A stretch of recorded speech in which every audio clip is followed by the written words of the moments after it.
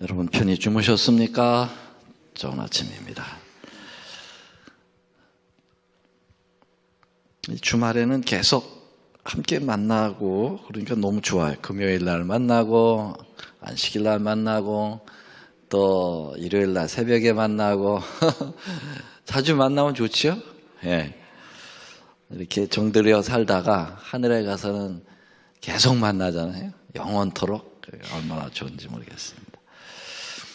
예, 오늘 벌써 실물교훈 챕터 12, 12장이 되겠습니다. 주기 위하여 구함이라고 하는 제목이 나와 있는데요. 본문의 말씀은 누가복음 11장 5절로 8절에 있는 말씀이 오늘 주님께서 주시는 비유의 말씀입니다. 성경을 한번 좀 찾아봐 주시죠. 누가복음 11장 5절로 8절에 있는 말씀인데요. 우리 저하고 교창을 좀 했으면 좋겠습니다. 교독을 했으면 좋겠습니다. 제가 먼저 읽고 여러분들이 나중에 읽으면 좋겠습니다. 5절 제가 읽겠습니다. 또 이르시되 너희 중에 누가 벗이 있는데 밤중에 그에게 가서 말하기를 벗치여 떡 3덩이를 내게 빌리라.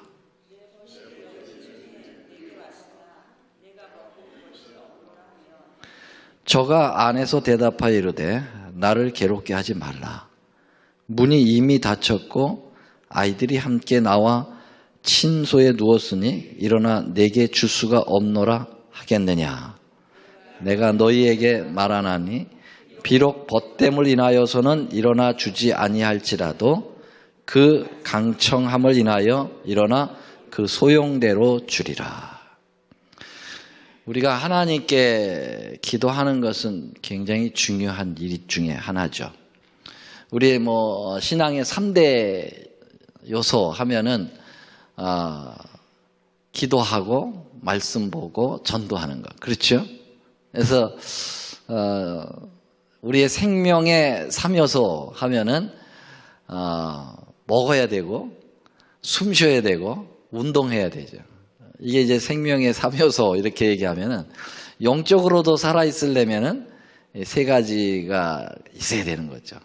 그래서 먹는다 하는 것은 이제 말씀을 먹는다. 그 에레미야 15장 16절에 말씀을 먹는다. 그 다음에 계시록 10장에 보면은 말씀을 이제 먹어버려라. 다니엘 책을 얘기를 하잖아요. 그 다음에 이제 숨을 쉬는 거는 영적으로 뭐죠? 기도죠.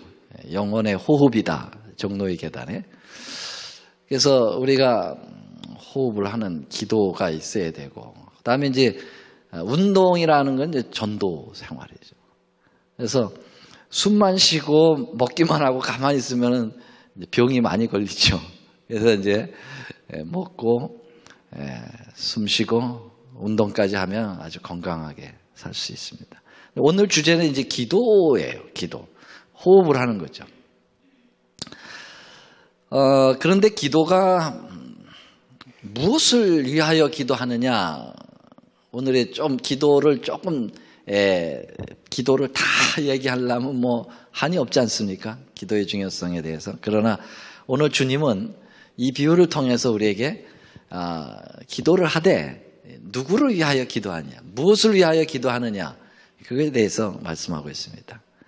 기도의 내용이 자신을 위하여 기도하는 기도가 있고요, 아니면 다른 사람을 위하여 기도하는 기도가 있죠.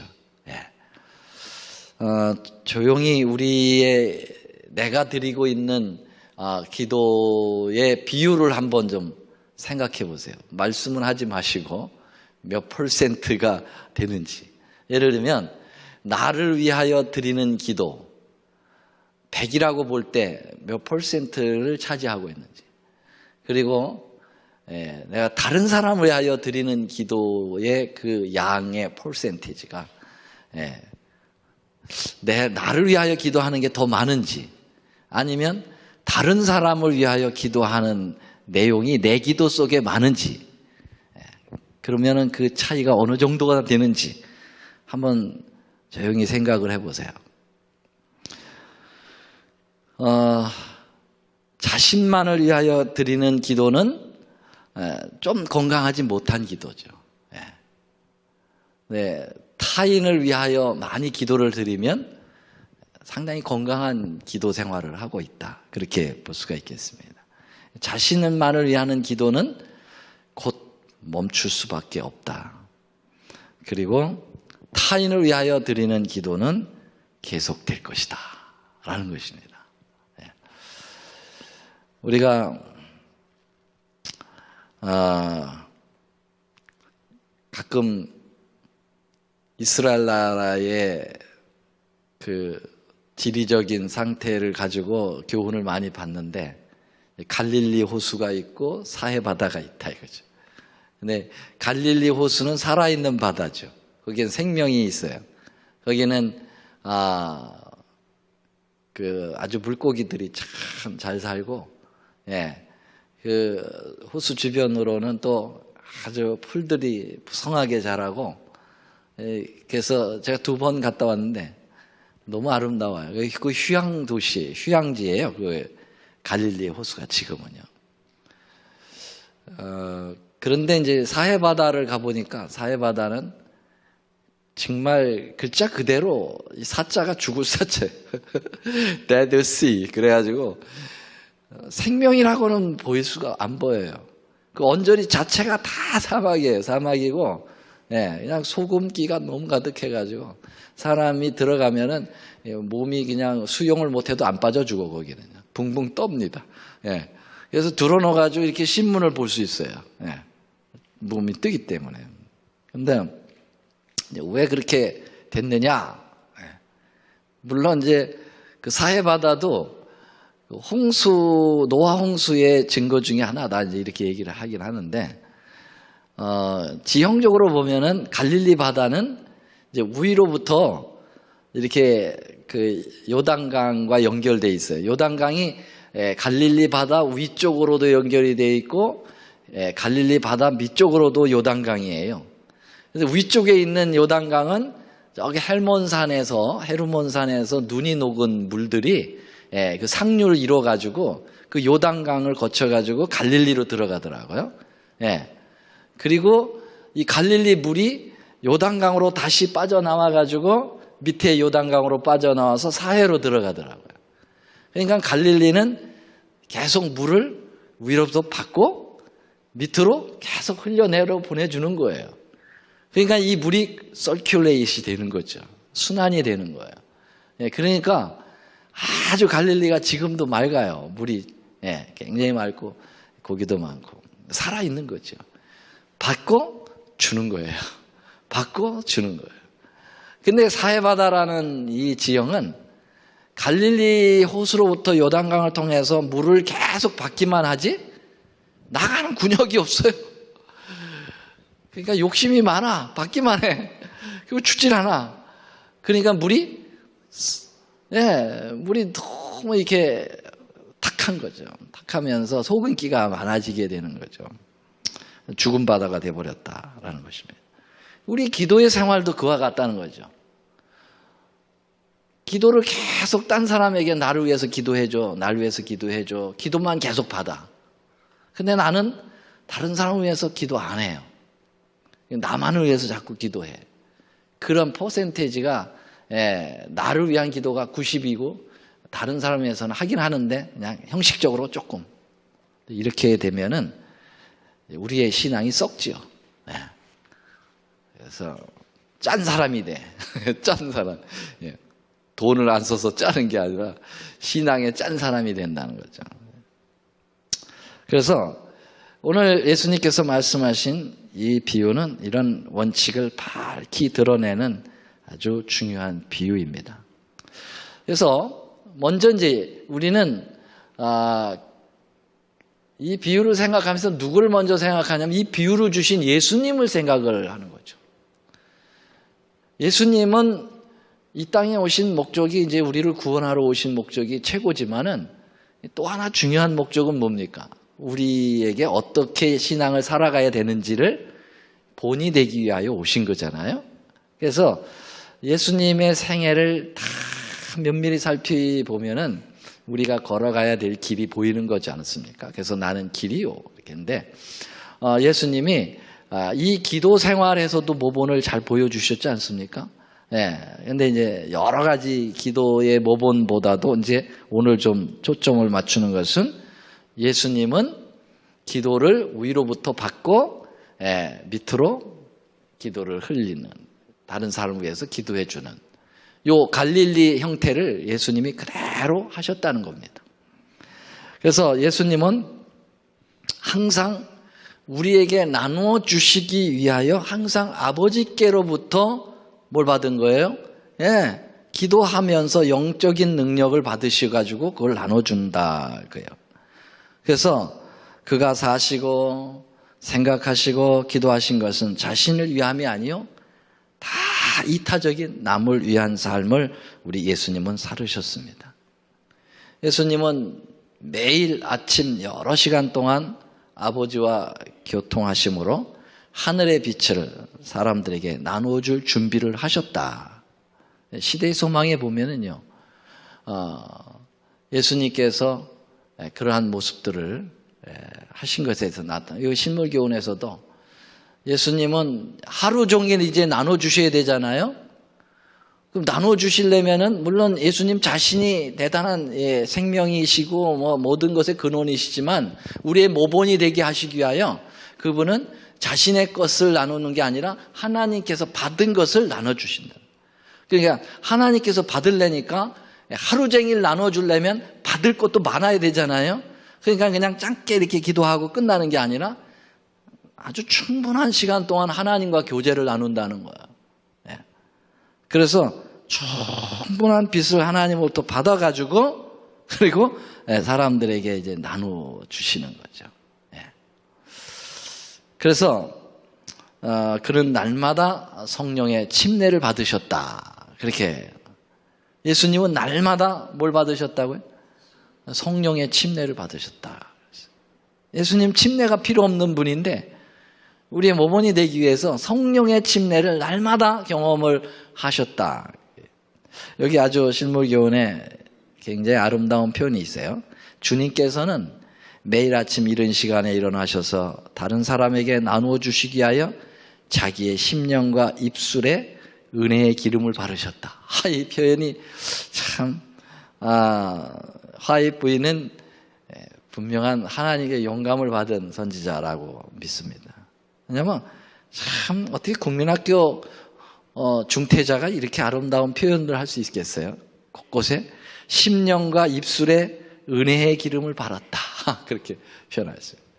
그분은 하늘 조정으로부터 새로운 말씀을 직접 받으셨는데 그 말씀은 피곤하고 학대받는 자들에게 하실 경우에 합당한 말씀을 받으셨다. 그래서 요한복음 14장 24절에 보면 이런 말씀이 있어요. 너희의 듣는 말은 내 말이 아니요 나를 보내신 아버지의 말씀이니라 그랬습니다.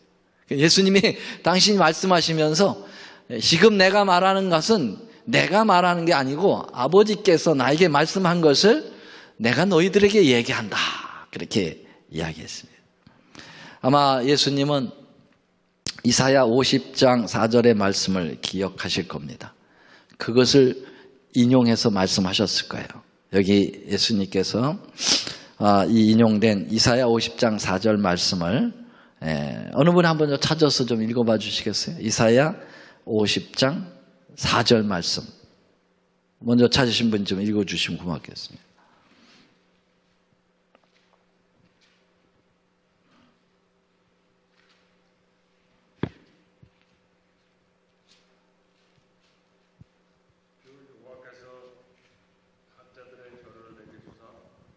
공고한 자를 말로 어떻게 도와줄 줄을 알게 하시고 아침마다 깨우치시되 나의 길을 깨우치사 학자들 같이 알아듣게 하시도다. 네.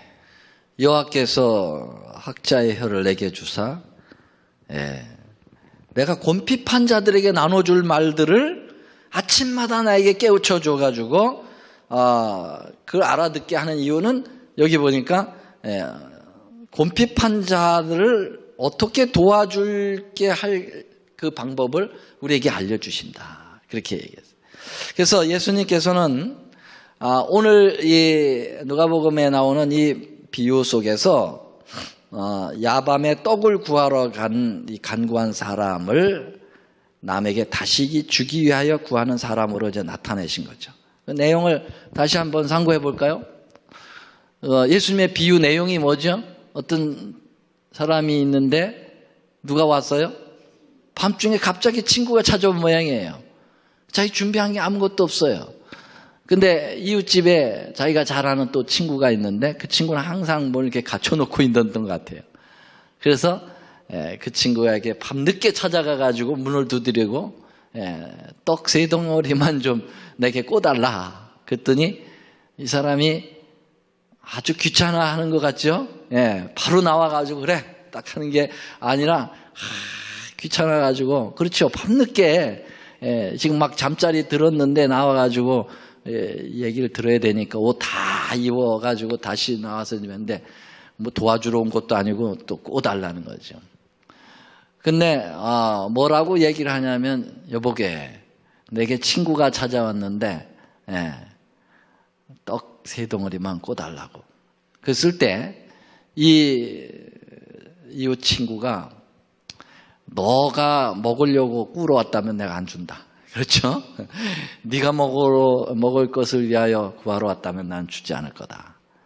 근데 네 친구를 위해서 나눠주기 위하여 네가 구한다면 내가 좀 피곤하더라도 줄 마음이 있다. 그런 얘기죠. 그래서 결국은 이제 떡 얻어가지고 와가지고 떡 나눠준 그런 것을 상상할 수가 있겠습니다. 이게 뭐냐 이거죠. 예수님께서 이 비유를 말씀하신 게 뭐냐면 나눠주기를 위하여 기도하는 기도는 내가 응답을 하겠다. 그런 얘기 아닙니까? 내가 꼭 응답을 하겠다. 그런 얘기를 하고 있는 거예요. 근데 네 자신을 위해서만 계속 기도하면 내가 기도 응답하기가 좀 곤란하다. 그런 얘기죠. 그래서 여러분들이 나의 어떤 간절함이 있으면은 간절한 정말 하나님으로부터 구할 것이 있으면 먼저 다른 사람을 위한 기도를 많이 하세요. 그리고 끝에다가 아버지 나도 요게 좀 필요합니다. 이렇게 기도를 하시면 하나님께서 우리 거 기도 응답을 그걸 통해서 하실 수 있는 것입니다. 참 우리 주님께서 굉장히 합리적이세요. 그래서 이 비유는 이제 두 가지 측면에서 생각할 수 있는데 하나님 편에서는 타인을 위하여 간구하는 어떤 상황에서도 응답하실 수밖에 없으심을 보여주고 있다는 겁니다. 다른 사람을 위하여 드리는 기도는 하나님은 들어줄 수밖에 없다. 안 들어주고 싶은데 들어줄 수밖에 없다. 그런 그 표현, 뭐 주님은 다 들어주고 싶겠죠. 그런데 이 비유를 통해서 보는 것은 남을 위한 기도는 하나님께서 굉장히 더 관심을 가지고 이렇게 하신다. 그런 것을 우리에게 보여주고 있는 것입니다. 또 두 번째 그 측면은 구하는 인간 편에서도 타인을 위하여 구하는 기도는 어떤 상황에서 더 적극적으로 구하게 된다는 교훈을 우리에게 주신다는 것입니다. 하나님 편에서도 아주 적극적으로 응답하시지만 우리도 타인을 위하여 이제 기도를 드리게 될 때는 아주 더 적극적이가 될 수가 있도록 한다. 아까 그 얘기했잖아요. 나를 내가 먹으려고 하는 게 아니고 내 벗을 위하여 나눠주기 위하여 내가 왔다. 그러니까 나만을 위하여서는 차라리 배가 고파서 미칠 지경이라도 그냥 잠들겠다. 그러나 내 친구를 위해서는 내가 정말 당신에게 짜증이 나는 그런 일을 한다 할지라도 나는 그 사람을 위해서 해야 된다라고 하는 어떤 적극성이 있다라는 것입니다. 왜 우리의 기도가 계속되지 못하는가? 그것은 어쩌면 우리 자신의 기도가 구성되어 있기 때문에 적극성이 없어지기 때문이다. 그렇게 이야기하고 있어요. 그래서 신물교훈 143쪽에 이런 얘기가 있습니다. 우리는 다른 사람에게 나눠주기 위하여 하나님께 축복을 간구해야 한다. 받을 수 있는 자격은 나눠줌으로써만 유지된다. 우리는 하늘의 보화를 주위에 있는 사람들에게 나눠주지 않으면서 그것을 계속적으로 받을 수는 없다. 그렇게 얘기하고 있어요. 그래서 저는 이 777 기도 카드가 이걸 훈련시키고 있는 기도 카드거든요. 여기 내용을 보면은 나를 위해 하는 기도입니까? 아니면 다 다른 사람을 위해 하는 기도입니까? 네. 이거 다 다른 사람을 위하여 드리는 기도로 가득 차 있습니다. 그렇죠? 네. 그래서 772 기도 카드에 따라서 기도를 하다 보면은 정말 살아있는 기도를 드릴 수가 있는 거죠. 네. 끝에 이제 개인 기도 제목 여기 3가지 끝에 혹시 있으면 넣고 하라. 이렇게. 먼저는 남을 위하여, 우리 교인들을 위하여, 이웃을 위하여, 조국을 위하여, 이거 다 이 해외 선교, 이름도 알 수 없는 어느 지역에서 지금도 주님을 위해서 몸부림치며 가족과 함께 오지에서 복음을 전하는 그런 사람들 위해서 기도하자 이거죠. 네. 그러면 그 사람들이 사는 것 기도하지만 누가 사는 겁니까? 이제 우리가 사는 거죠. 우리가. 그래서 이 777 카드를 저는 좀 우습게 보면 안 되겠다. 우습게 봐주지 말아주시기를 바라는 거예요. 이거 굉장히 중요한 건데 기도 생활에 굉장히 중요하거든요. 근데 이제 이런 카드 없이 그냥 하잖아요. 그러면은 여러분들 경험해 보시겠지만은 기도가 일로 갔다 저리 갔다 막 그래요. 그리고 이렇게 우리 기억에 한계가 있잖아요. 그냥 이 기도 카드가 필요하다고. 그러면서 하나씩 주님은 기도를 몽땅 부려서 하라고 하지 않았습니다. 아주 디테일하게 하라고 그랬어요. 디테일하게. 예. 그냥 주님 전지하신 주님께서 다 알아셔서 두루두루 응답하옵소서. 그건 기도가 아니라 그랬어요. 세부적으로 기도하라고 그래요. 세부적으로. 그래서 저는요 참 신기한 게 뭐냐면 먼저 있던 교회도 그렇고 저 먼저 있던 교회도 그렇고 기도를 이제 하자, 개인 기도 하자 그러면은 어떻게 되냐 신기합니다. 이 엄청난 기도를 단 3분에 해치우고 나가. 5분도 안 돼서 나가. 난 이해가 안 되는 거예요. 어떻게 그렇게 빨리 기도를 하실 수가 있나. 좀 빨리 하려고 그래도 30분이 걸리던데 말이죠.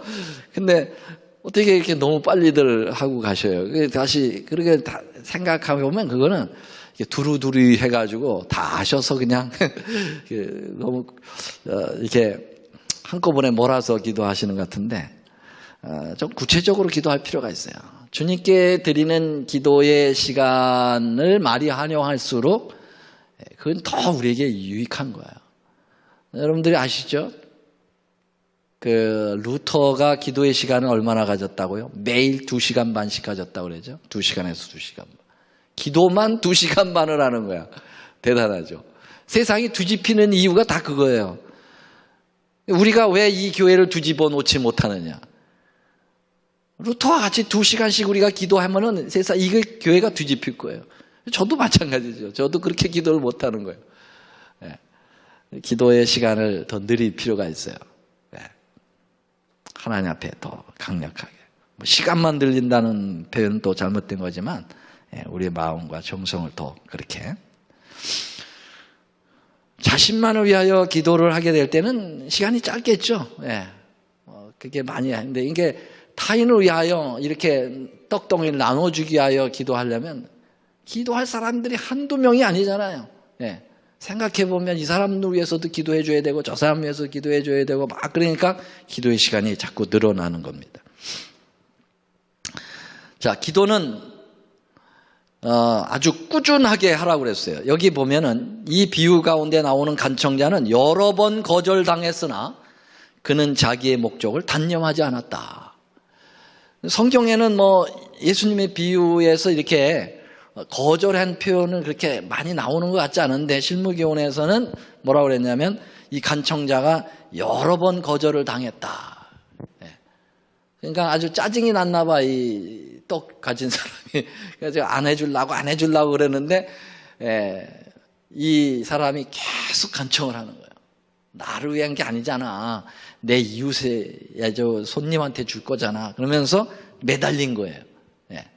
이것을 여러분들이 우리 하나님께서 안 주려고 하시는 분, 그런 쪽으로 이 비유를 생각하면 안 돼. 비유라고 그래가지고 그 내용을 갖다가 다 이렇게 적용을 하는 게 아니고 포커스를 맞춰야 된다는 거죠. 그건 주님이 안 주려고 하는 것이 아니지 않습니까? 주님은 어떻게든지 다 주려고 하는 거죠. 근데 여기서 얘기하는 거는 뭐냐면 우리 기도를 그냥 한번 슬쩍 하고 마는 게 아니라 계속 반복하여 꾸준히 기도하라는 것을 이야기하고 있는 것이에요. 그래서 기도는 하나님 편에서 어떤 변동을 하시도록 우리가 계속 졸라대는 게 아니고 우리로 하여금 하나님과 융화되도록 내 자신을 계속 하나님께 내어 맡기는 거다. 그렇게 얘기를 했어요. 아멘입니까? 예. 성경은 어느 곳을 보아도 하나님께서 한 번만 구하라고 하신 말씀이 없어요. 여러분들이 데살로니가 전서 가장 유명한 5장에 보면은 뭐라 했어요? 쉬지 말고 기도하라고 그랬잖아요. 그냥 한 번만 기도하고 끝내라. 그렇게 하지 않고 쉬지 말고 기도하라.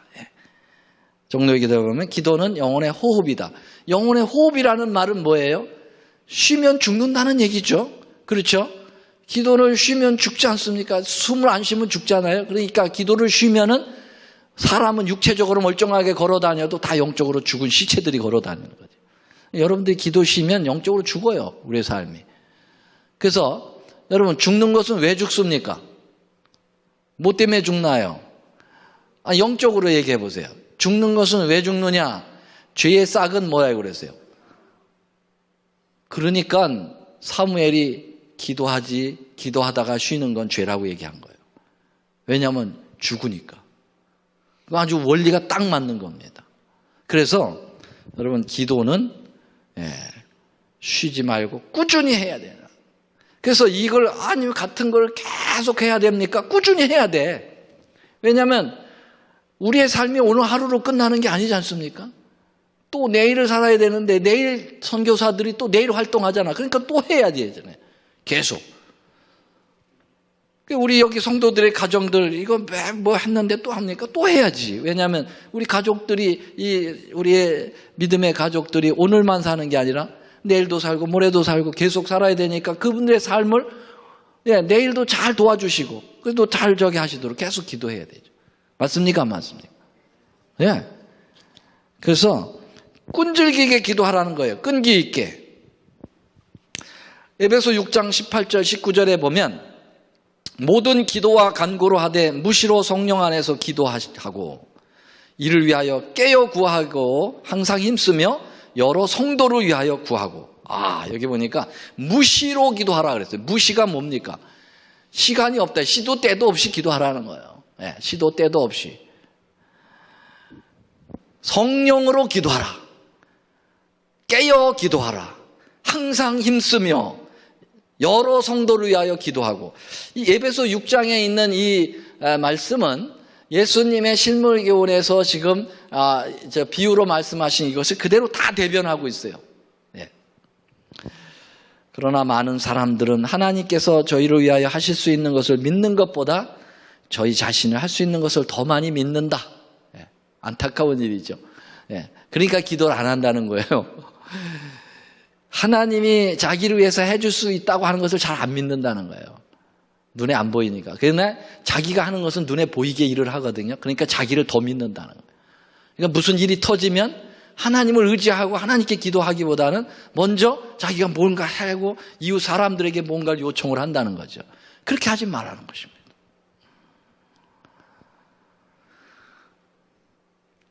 우리의 기도는 밤중에 이웃에게 가서 떡을 구한 사람의 간구와 같이 열성 있고 꾸준하여야 한다.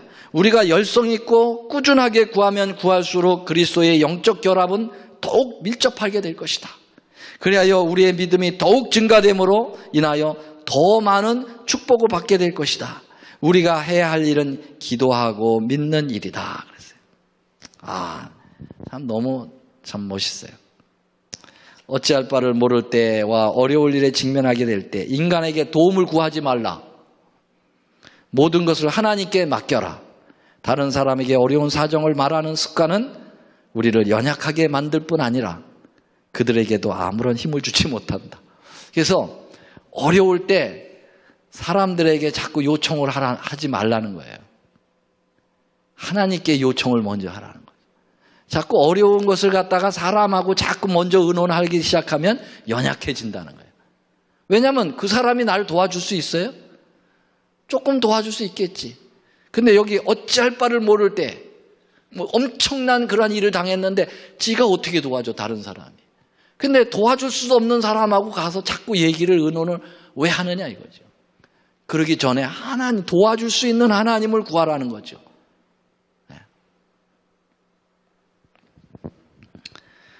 다른 사람을 도와주고 싶은 생각이 간절하지만 그들에게 나눠줄 영적 능력이나 빛이 없다고 느끼는 사람들이 많다. 그들도 그 구하는 바를 은혜의 보좌 앞에 두도록 하라. 그리고 성령을 부어달라고 간구하라. 하나님은 당신이 하신 모든 약속의 배 위에 서 계신다.